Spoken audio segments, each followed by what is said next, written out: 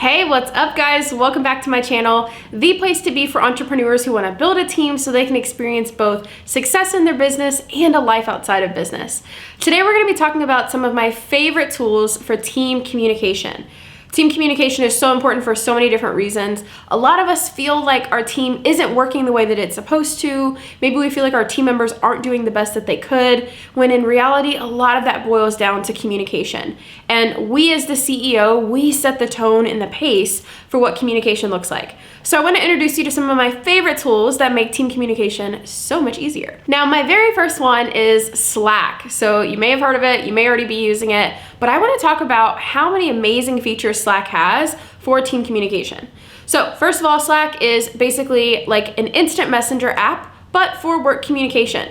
The beautiful thing that I love so much about Slack is that you have the opportunity to create as many channels as you want to really segment the conversation. That is the key here. You want to segment your conversation. Now, when you set up your Slack, automatically it's gonna come with a couple channels like your general channel and those types of things, right? But we want to segment our conversation as much as possible, even down to certain events that we're going to be hosting or how different team members work within each department, right? So a quick overview of some of the Slack channels that I have. So I have it broken down by department. So we have a marketing channel, and only the team members that are relevant to marketing are in that channel. We have an operations channel. Only team members that are relevant to that are in the operations channel.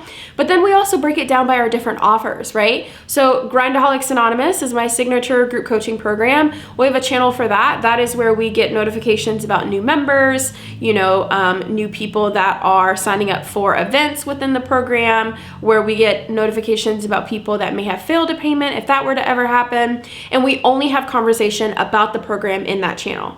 We have another channel for our retreats where we're only having conversation about our retreats. One thing that I find with people that say Slack isn't helpful for them is that they're trying to have a bunch of different types of conversation in one or two channels. And so it just becomes this never-ending scroll and you're kind of getting lost in the shuffle. Don't be afraid to have 5 to 10 channels within your business, right? You want to be able to keep things in different buckets of conversation. Now, one other feature that I really love about Slack is that you can actually schedule messages.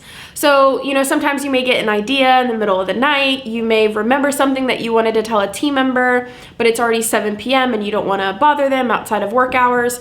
So you can actually go in and schedule your message to send at a later date. It's super simple. All you have to do is open up that channel, type in the message that you want to send, hold down the green arrow, and then it's going to give you the option to pick a later time to send that message. Slack is hands down the best app that you can use to communicate with your team day to day. Next is Zoom. Now, that one probably feels super obvious, but you'd be surprised how many of us aren't actually hosting team meetings because maybe we're trying to keep all of our conversation in email or Slack, right? Zoom is an amazing platform that we use to host different meetings and webinars and that kind of thing, but it's also very helpful to host your very own team meetings.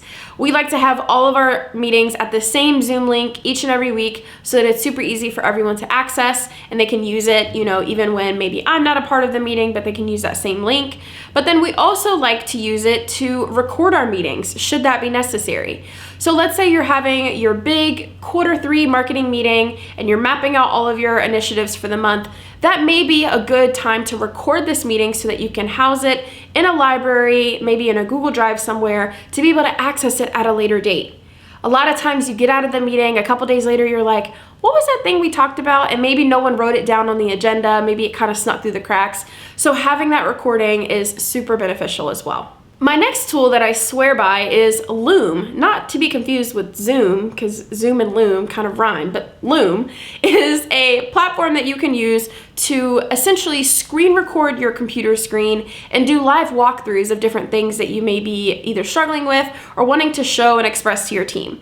Now, the free version of Loom is going to allow you to record a video of, I believe, about 5 minutes before it kind of cuts you off. But the paid version is what I use, and you're able to record much longer Looms if needed. But generally speaking, if your Loom is longer than about 5 minutes, then we either need to hop on a call and talk this out, or we need to find a more efficient way to communicate what it is that we're trying to say. Now, when you're assigning tasks to your team, sometimes we have the habit of being really general. like, hey, I just need you to do this, right? And we type it out and it feels not as detailed as it could be. Well, Loom gives you the opportunity to quickly go in and map out what you're trying to say, maybe go through the website that you're referencing, go through the agenda that you're referencing, and just be able to talk it out loud. Loom also does closed captions, so if they're watching it without the volume on, they can see it that way. And it's super easy to save that Loom link and drop it right into a Slack channel or drop it into your project management tool.